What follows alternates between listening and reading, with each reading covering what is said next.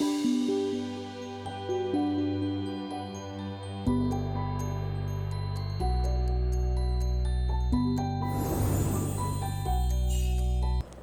goodness, Novella, we have so much to do. I'm so excited to have been invited to our big Thanksgiving dinner party. What should I wear? What should we... Oh, Novella, are you still asleep, you silly book? It's story time.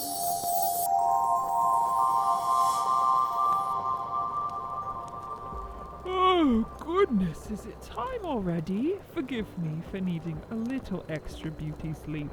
I'm not the young book I once was, Juliette. Are you ready for the Thanksgiving dinner party? Oh, yes, how could I forget? Mrs. November has the best Thanksgiving dinner party in the whole kingdom. I'm so excited. Won't you join us? I'd love for you to come. Let's all go together to Mrs. November's Dinner Party by Agnes Carr. Once upon a time, Mrs. November was indeed very busy. With what elections and harvest homes, her hands were full to overflowing, for she takes great interest in politics, besides being a social butterfly. Without Mrs. November, no Thanksgiving or corn husking is complete.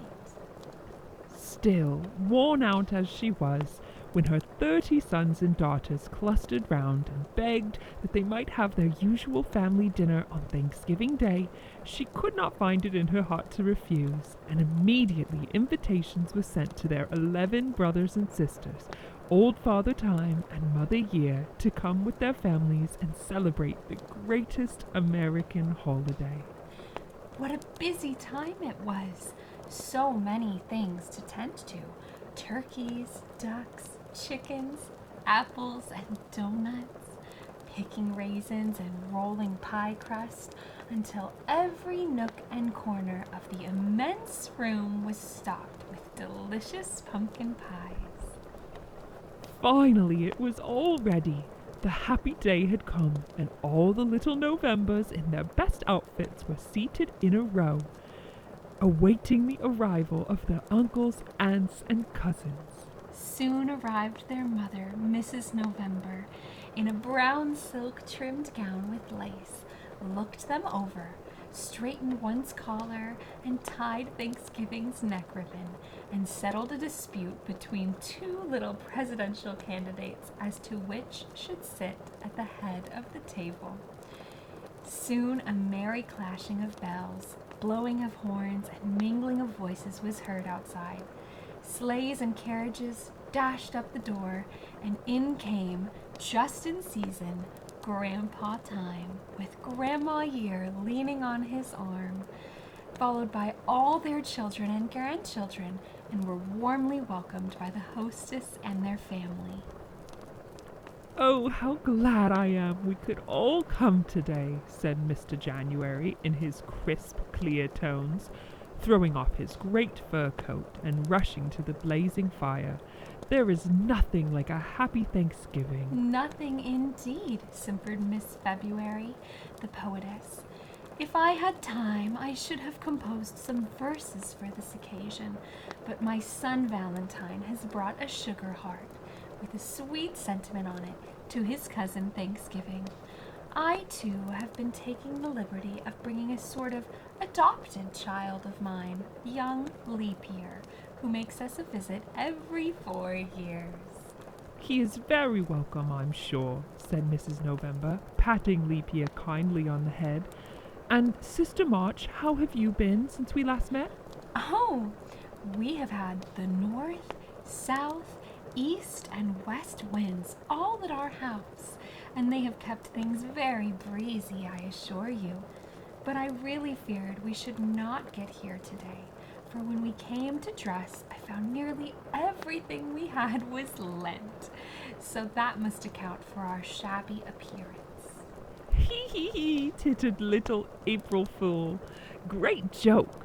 and he shook until the bells on his cap rang, at which his father ceased for a moment, showering kisses on his nieces and nephews, and boxed his ears for rudeness. Oh, Aunt May, do tell us a story, clamored the young children. And dragging her into a corner, she was soon deep in such a moving tale that they were all melted to tears, especially the little Aprils, who cried very easily. Meanwhile, Mrs. June, assisted by her youngest daughter, a sweet girl graduate, just from school, was engaged in decking the apartment with roses and lilies and other fragrant flowers that she had brought from her extensive gardens and conservatories, until the room was a perfect sight of sweetness and beauty, while Mr. July draped the walls with flags and banners, lighted the candles, and showed off the tricks of his pet eagle, Yankee Doodle, to the great delight of the little ones.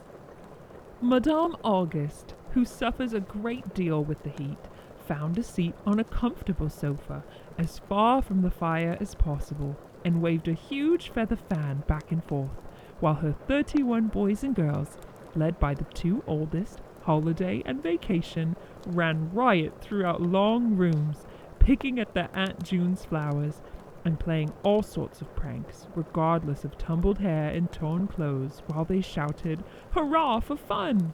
and behaved like a pack of wild colts let loose in a green pasture, until their Uncle September called them, together with his own children, into the library, where he persuaded them to read some of the books on which the shelves were filled, or play quietly.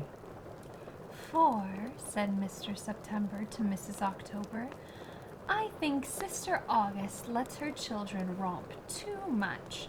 I always like improving games for mine, although I have great trouble to make Equinox toe the line as he should." "That's because you're a schoolmaster," laughed Mrs. October, shaking her head, adorned with a wreath of beautifully tinted leaves. "But where is my baby?" At that moment, a cry was heard, and one came running in to say that little All Hallows Eve had fallen into a tub of water while trying to catch an apple that was floating on the top. Mrs. October, rushing off to the kitchen, returned with her youngest in a very wet and dripping condition, and screaming at the top of his little lusty lungs, could only be consoled by a handful of chestnuts, which his nurse, Mrs. Frost, cracked open for him. The little Novembers, meanwhile, were having a charming time with their favorite cousins, the Decembers, who were always so fun and jolly, and had such a delightful papa.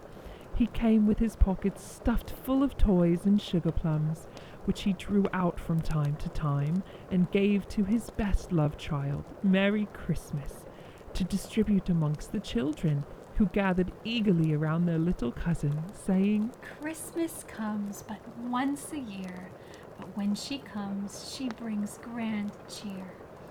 At which Mary laughed and tossed her golden curls, in which were twined sprays of holly and clusters of brilliant scarlet berries.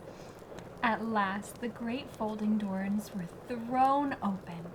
Summer announced that dinner was served, and a long procession of old and young being quickly formed, led by Mrs. November and her daughter Thanksgiving, whose birthday it was, they filed into the spacious dining room, where stood the long table, groaning beneath the weight of good things on it. Winter staggered beneath great plates of meat and poultry, pies and puddings. Spring brought the earliest and freshest vegetables. Summer the richest creams and ices, and autumn served the guests with fruit and poured the sparkling wine. All were happy and jolly, and many a joke was cracked at the contents of each plate, and the food melted away like snow before the sun, and the great fires roared in the wide chimneys as though singing a glad Thanksgiving song. New Year drank to everyone's health and wished them a many, many happy returns of the day, while Twelfth Night ate so much cake he made himself quite ill and had to be put to bed. Valentine sent candies to all the little girls and praised their bright eyes and glossy curls. For, said his mother, he is a flirt and is not very honest, unlike his brother, George Washington, who's never told a lie. At which Grandfather Time gave George a quarter and said he should always remember what a good boy he was. After dinner, the fun increased, all trying to do something for the general amusement. Miss March persuaded her son, St. Patrick, to dance an Irish jig, which he did to the tune of Wearing of the Green, which his brothers, Windy and Gusty, blew and whistled on their fingers. Easter sang a beautiful song, and the little maids danced in a pretty fancy dance, while the Junes sat by so smiling, so sweet, it was a pleasure just to look at them. Independence, the fourth child of Mr. July, who was a bold little fellow and a fine speaker, gave them a speech he'd learned at school, and the August suggested games of tag and blind man's bluff, which they all enjoyed very much together. Mr. September tried to read an instructive story out loud, but was interrupted by Equinox, April Fool, and All Hallows, who pinned streamers to his coattails, covered him with flour, and would not let him get through one line, at which Mrs. October hugged her tricksy baby and laughed until she cried, and Mr. September retired in disgust. That is almost too bad, said Mrs. November as she shook the popper vigorously, which the corn was popping and snapping merrily. But Thanksgiving, you must not forget to thank your cousins for all they've done to honor your birthday today. It's a very special day and they've been so kind to you.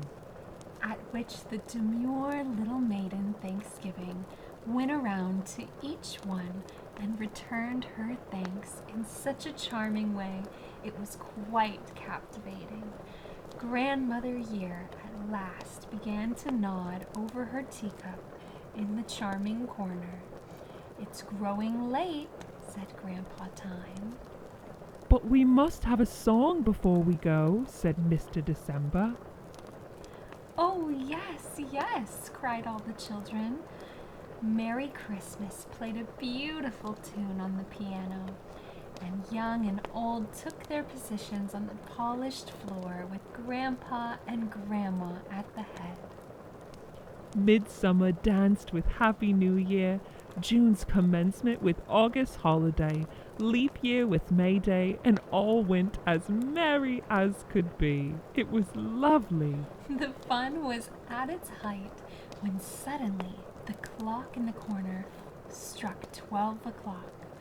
Grandma Year motioned all to a stop, and Grandfather Time, bowing his head, said softly, "My children, Thanksgiving Day has ended. We have so much to be thankful for. See you all next year."